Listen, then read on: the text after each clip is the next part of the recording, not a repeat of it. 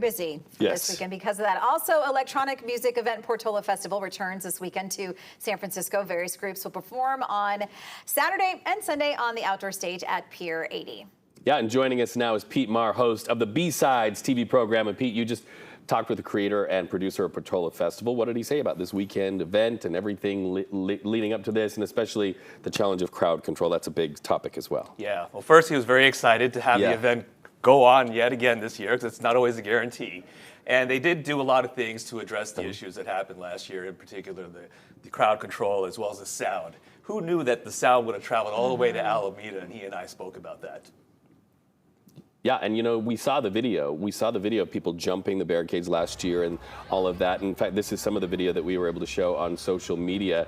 And so what are they going to do for crowd control to make sure people have fun? Right. And are safe at the same time, right? Yeah, so the first thing is that he spoke about how they curated the lineup differently in the warehouse, where a lot of the people were jumping that barricade, because there were a lot of big names in that particular space. So now they curated it a little differently, and they also have a different structure in terms of where to enter and where to exit and those kind of things. Okay, well, let's hear from him, because I think you actually have some of that interview. There aren't many festivals with a full-fledged building that they use as a venue. And it was unfortunately a learning curve and a lesson we had to learn. But we put a few acts that were a little larger than the space in there, and we just didn't do a good job using that environment. This year we've reoriented it. We've put the stage on the opposite end of the warehouse, created one large entrance with multiple exits all along the side, and we're making the programming in that space more DJ centric, where there's not going to be changeovers, and it's more of an inflow, outflow, constant music being played throughout the day. Yeah, because when you even just see that video right there, if I was considering going and that was going to be the case, it would definitely make me think twice about that, because it just looks so chaotic. So it's good to know that there's more ways to get out of the festival when it's all said and done, or move around. Oh, you know, just the history of it as well. I know there's going to be some, you know, it's been a long time. It's just came back recently, but it's been here for years before that. But the noise control, I mean, people hearing it all across the bay. Yeah, I didn't think it would go all the way to Alameda, let alone just the immediate neighborhood of where Pier 80 is, basically.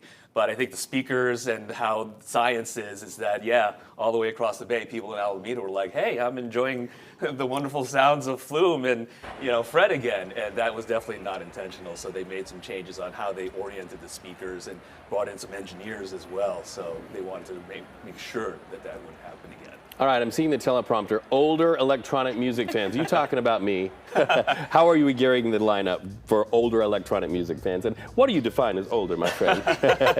Well, electronic music has been around for quite some time. Let's just be honest. So you had bands like Underworld and let's say Prodigy back in the late '90s, right? In the early 2000s, Moby was big. So same type of acts, like Nelly Furtado was playing for the first time in 16 years. Underworld is playing, and then Skrillex has been around for a bit as well. Yes, so you have those type of acts along with some younger acts that would appeal to the same type of audience, and you have a really great fun time. I don't feel as old because I recognize those names until I realize when you say 16 years is the last time Nelly Furtado performed, then I feel it. It's been a minute. And you know what? Let's talk about this. Music festivals, whether it's Portola or whether it's the Bluegrass Festival this weekend, or of course, one of our favorites that, that takes place at Stern Grove.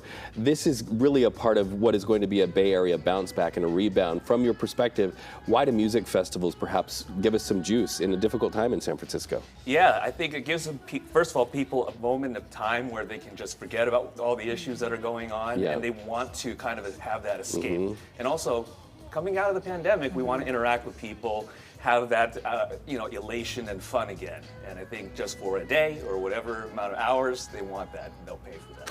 Well, and a lot of people do go, so it should be a lot of fun. Pete Marr, host of B-Sides, thank you so much for hanging out with us and always bringing that great insight about all the festivals and the fun, and your show on KPIX Plus Saturday nights. Yes, we love it. Appreciate you being here. We like B-Sides, but we think you're the A-side. Thank you, my friend.